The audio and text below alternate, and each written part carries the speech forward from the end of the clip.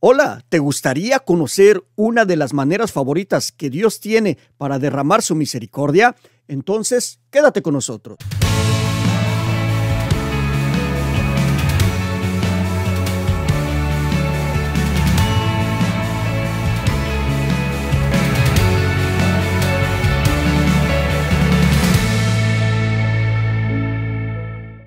¡Qué alegría saludarte! Soy Arturo Medina, predicador misionero católico, y antes de que escuches la siguiente historia que te vamos a transmitir, voy a pedirte que por favor te suscribas a este canal para que no te pierdas ninguno de los testimonios que vamos a transmitir. ¿Sabías que una de las maneras favoritas que Dios tiene para bendecir a sus hijos es por medio de la intercesión de la Virgen María? Si tú, mi hermanito o mi hermanita que me estás escuchando atrás de esa pantalla, le pediste a Dios con todo tu corazón y le pediste a la Virgen María que intercediera por ti por algo que necesitabas y lo recibiste, bueno, pues ahora es tiempo de hablar. En este momento estás viendo los números de teléfono. Por favor, llama, comunícate con nosotros.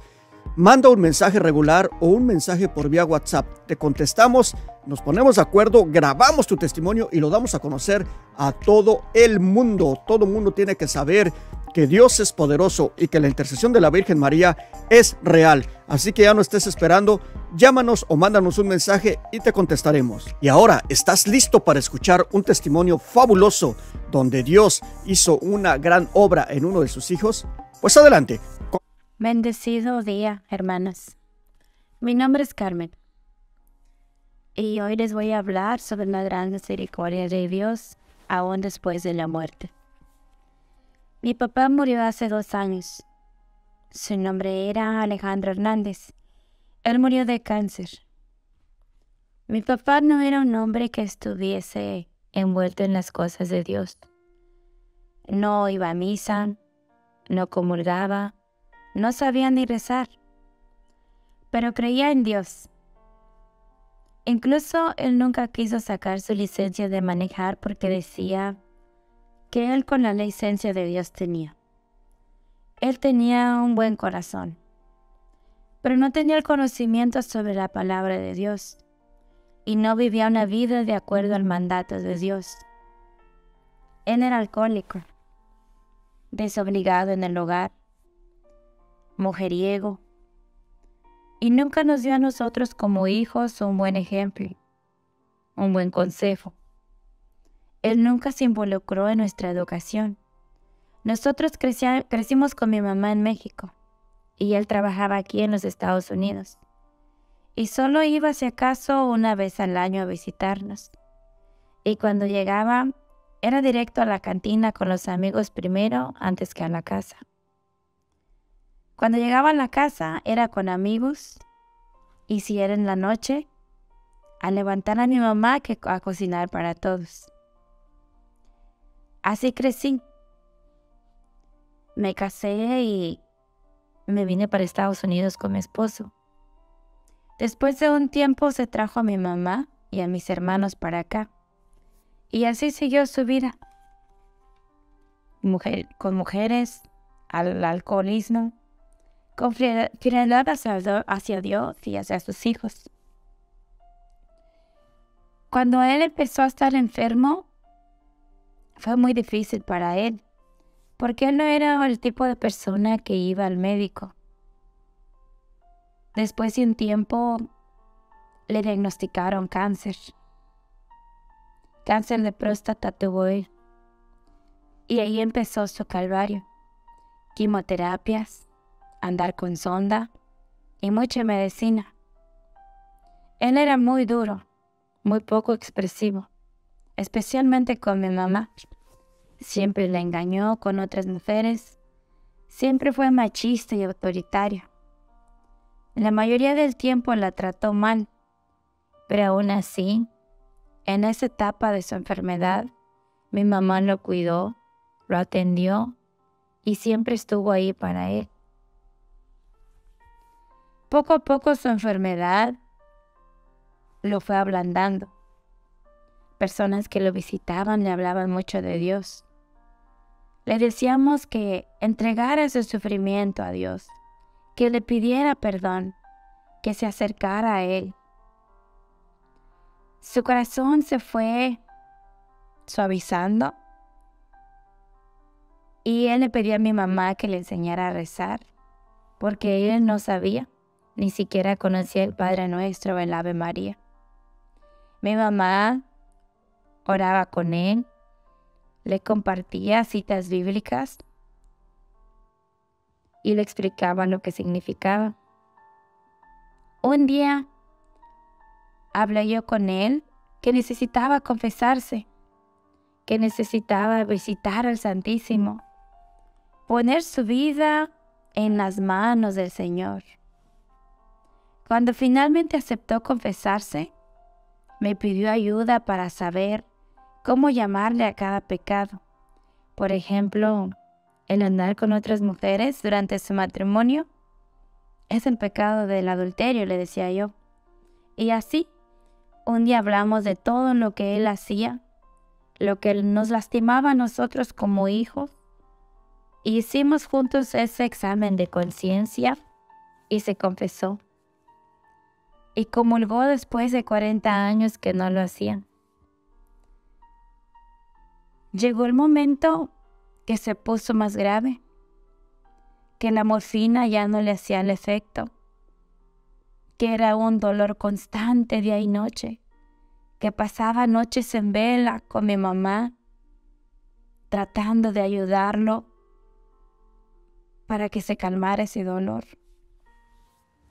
El hospital donde él asistía ya no lo aceptaban, ya le dijeron que no podían detenerlo ahí porque ya no había nada que hacer por él, que nos iban a mandar a un lugar donde lo ayudarían, a otro hospital que tenía medicamento para ayudarlo a controlar su dolor. Nosotros con la desesperación de ayudarlo aceptamos. Él incluso, a pesar de sus alucinaciones y de su dolor, estaba consciente. Se emocionó porque era mucho su dolor y él, su ilusión era estar bien para ir a México, para ir a ver a mis hermanos que estaban allá. Él ya no podía caminar porque sus huesos estaban destrozados por el cáncer y aún así tuvo las fuerzas de pararse e irse a la otra camilla para irse hacia otro hospital. Lo trasladaron para allá y lo sedaron inmediatamente. Él ya no se movía. A nosotros se nos hizo raro que no le pusieron suero, que no le daban medicina, que solo una inyección de vez en cuando para sedarlo. Mi hermano preguntó que qué pasaba, que por qué no le ponían medicina. Nuestra sorpresa fue la respuesta del equipo médico, que ese lugar era un hospicio, que en ese lugar mi papá estaba ahí para ayudarlo a morir más cómodo, ayudarlo a morir sin dolor, que él nos podía escuchar, que le habláramos, pero que su cuerpo no sentía, que poco a poco cada miembro de su cuerpo se iba a ir muriendo, que no podíamos darle ni agua, que él no tenía ninguna necesidad ni de hambre ni de sed. Fue muy fuerte para nosotros escuchar eso. Nosotros creíamos que él estaba ahí para ser tratado, para mejorar. Mi papá todavía estaba lleno de vida. Él nunca perdió su peso o su fuerza. Básicamente caminaba, manejaba. Solo era el dolor que ya no soportaba. Cuando nos dimos cuenta que él estaba ahí para morir, nos dolió mucho. Pero no podíamos llevarlo a casa porque él no soportaba ese dolor. Se le destrozaban sus huesos y no soportaba. Lo más difícil fue darnos cuenta que él nos escuchaba, que él estaba consciente, que su mente estaba ahí, que él tenía necesidades, que cuando mi mamá le veía que sus labios estaban muy secos, le ponía una servilleta mojada en los labios y él desesperadamente se aferraba a esa servilleta porque tenía mucha sed y no nos permitían darle agua, no nos permitían darle nada, que porque sus órganos ya no le servían. Pero en cambio él sí estaba sintiendo esa necesidad que necesita un cuerpo vivo todavía. Para nosotros el verlo así fue desesperante. Ver que su vida se iba apagando poco a poco, verlo consumirse por 7 días. Día y noche estábamos despiertos ahí a su lado, a un lado de su cama, todos sus hijos. Verlo morir poco a poco fue ese gran dolor para nosotros que saber que su mente estaba ahí atrapada en un cuerpo inmóvil, que él sabía que iba a morir y que estaba en ese trance entre la vida y la muerte, que quería hablarnos, que quería decirnos algo y que no podía hacerlo porque tenía que estar sedado, porque no soportaba estar consciente. Era algo que yo no entendía. Era un sentimiento de culpa muy grande que yo tenía. Incluso yo le preguntaba a Dios que cómo Él, con su grande amor y misericordia que tiene, podía permitir que una persona sufriera tanto así. Pero no había nada que hacer. Teníamos que aceptar lo que estaba pasando y vivir ese proceso con Él. Él murió después de 7 días y su cuerpo, de estar así bien gordito, llenito, se acabó en esos 7 días y fue muy triste ver cómo día a día su piel se iba disminuyendo, su cara se iba haciendo más flaquita y flaquita ante nuestros ojos. Fue algo que llevamos en el corazón y que yo personalmente tuve un sentimiento de culpa muy grande. Una semana después de su muerte, fui a comer a un restaurante con una amiga. Estábamos hablando de él. Ella me preguntó sobre cómo me sentía con lo que pasó con mi papá. Empecé a llorar y a hablar de mi sentimiento de culpa. Y ella me dijo, no te asustes. Te voy a decir algo. Tu papá está aquí. En cuanto empezaste a hablar de él, llegó y está sentado a tu lado. Dice que te diga que quiere que estés bien, que no te sientas mal por la decisión que tomaron en el hospital, que fue lo mejor, porque de otra manera él no hubiese podido soportar el dolor.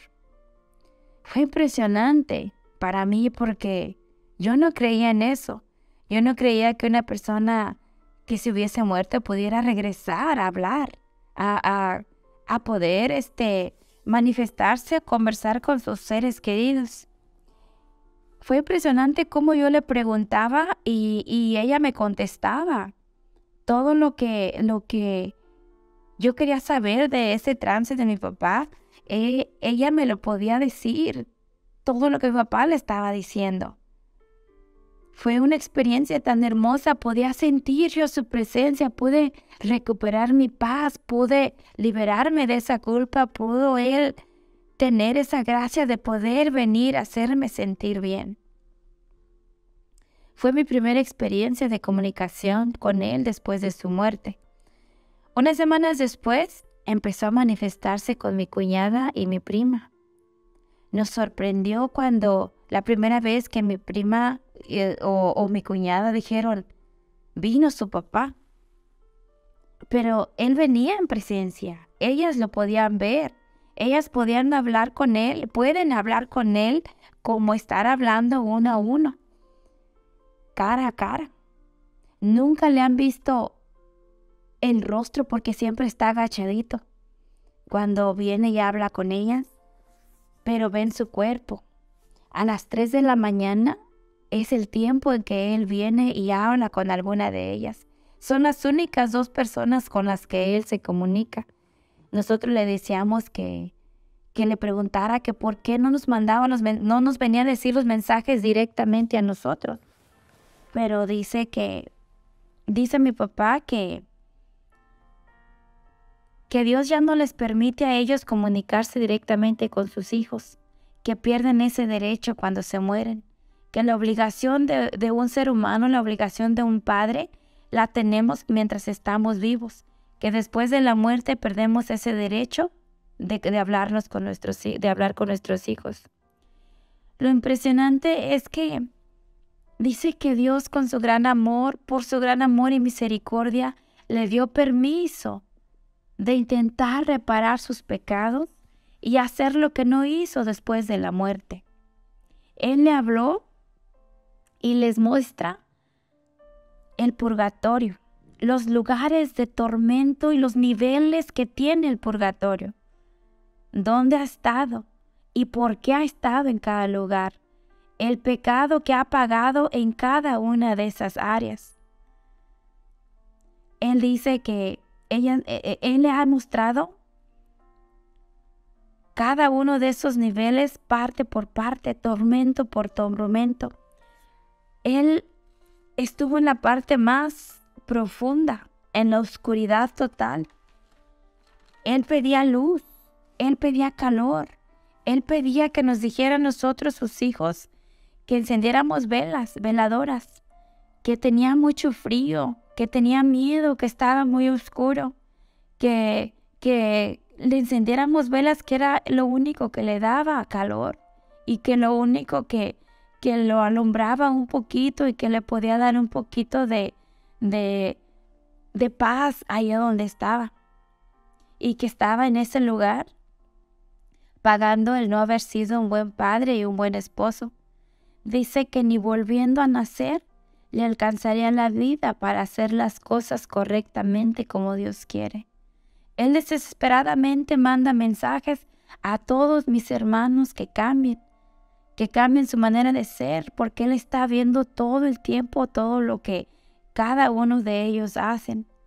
Y Él se enfoca más en ellos, mis hermanos varones, porque dice que ellos son el reflejo de Él, que cada cosa que ellos hacen es tortura y tormento para Él, que cada vez que nosotros hacemos algo equivocado, Él paga por lo que no hizo, por los consejos que no les dio, por los ejemplos y las enseñanzas que no les dio. Él ha mostrado cada nivel donde Él pasa, sumergido en lodo de hielo, su cuerpo congelado, desesperado, llorando de frío, pidiendo oración, misas, sobre todo el cambio en la vida de cada uno de ellos. Él nos ha dicho que allá se paga con mucho sufrimiento por las cosas que no hacemos, porque el deber que tenemos que de hacer con nuestros hijos, con las personas que amamos, dar amor, dar consejos, dar buenos ejemplos, reprender, enseñar, es nuestra obligación como padres ser esa guía para nuestros hijos. Y cuando no lo hacemos, hermanos, son muchos los tormentos que se pagan en el purgatorio. Ahora Él desesperadamente trae esos mensajes a nosotros, y para mí el compartir este mensaje es para poder ayudar a cada una de las personas que escuchen y que quieran creer esto, que hay vida después de la muerte, que nuestros padres, los seres que se nos van, no quiere que suframos cuando vayamos allá. Por eso mandan esos mensajes. Dios busca las maneras todavía de mandarnos esos mensajes con personas conocidas, personas que amamos, para que podamos cambiar. Él no quiere que mis hermanos pasen los mismos tormentos del purgatorio como está Él. Lo sorprendente de esto es que mientras Él no reciba su purificación total, Él va a estar entre nosotros por no sé por cuánto tiempo, pero hasta que haya una transformación total en mis hermanos y Él pueda poder reparar todo lo que no hizo. Dice que las almas se les permite estar en el mundo alrededor de sus seres para eso, para pedir oración. Que cada cosa que hacemos, que cada acto que hacemos, cada obra, los puede ayudar a ellos. Que las veces que oramos, rezamos un rosario, mandamos decir una misa, es una ayuda para ellos. en el momento en que está ofreciéndose una misa para un difunto, en ese momento ellos dejan de padecer ese tormento al momento. Él nos pide mucho esas oraciones para Él poder salir de ahí. Él dice que es muy triste lo difícil que se paga allá y lo fuerte que es el castigo allá por las cosas que no hacemos, por los deberes que tenemos que hacer y no los hacemos y no los cumplimos. Y para mí, este es un regalo de Dios. El poder saber por labios de mi papá, del alma de mi papá, cómo es el purgatorio, qué esperar cuando uno se va, cómo debemos de cumplir lo que Dios nos pide. Todos tenemos una misión en esta tierra y tenemos que cumplirla para poder ir a un mejor lugar.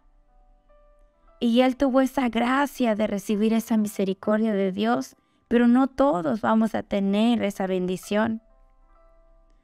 Y para nosotros el poder saber de Él a través de mi prima y de mi cuñada es algo maravilloso. Cuando hablamos con ellas es, ¿y cómo está mi papá? ¿Qué te ha dicho?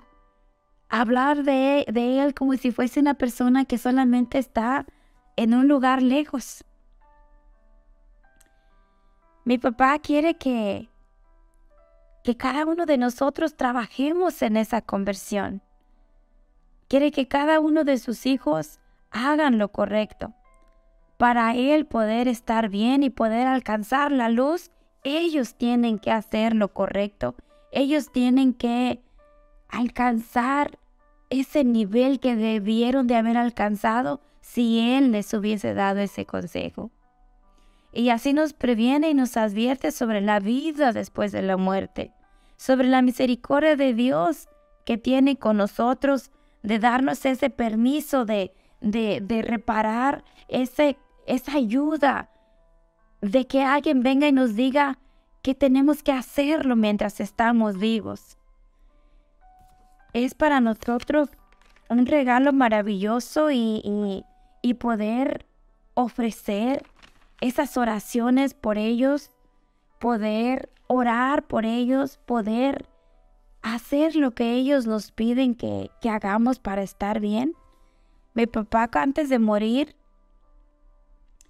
antes de que estuviera muy enfermo, pedía que no lo enterráramos porque él tenía miedo, que quería que su cuerpo fuera quemado y que se pusieran las cenizas en la casa y que se quedaran ahí hasta que mi mamá muriera, y que cuando ella muriera se pusieran esa cajita de cenizas de él en el ataúd de mi mamá para poder estar juntos, enterrados juntos. Y hace como unos 2 meses vino a mostrarle a mi cuñada que necesitaba ser enterrado, que un cuerpo debe de estar en un lugar sagrado, que sus cenizas tenían que ser llevadas al cementerio para que él pudiera alcanzar un poco de paz. Para él poder estar bien, tenía que estar ahí en el cementerio. Incluso es increíble cómo se comunican los espíritus. Él, en espíritu, llevó a mi cuñada al área donde él quería ser enterrado y le mostró el lugar. Y mi cuñada nos dice en qué lugar exactamente él quería estar. Y fuimos, nos lo describió, está así, hay un arbolito aquí. Y nos describió exactamente el lugar donde era. Y así era exactamente. Cuando mi hermano fue y preparó el lugar, la tumba, estaba exactamente en lo que él dijo que iba a estar. Ahí lo encontramos. Y lo enterramos y regresó a dar las gracias, que estaba mucho mejor, pero que iba a seguir entre nosotros hasta que hubiese esa conversión total para que Él pudiera estar bien. Vivir esta experiencia es un regalo de Dios. Meditar, reflexionar sobre cómo estamos viviendo. ¿Estamos preparados para nuestro juicio final? ¿Estamos viviendo nuestra vida como Dios quiere? ¿Estamos listos para morir?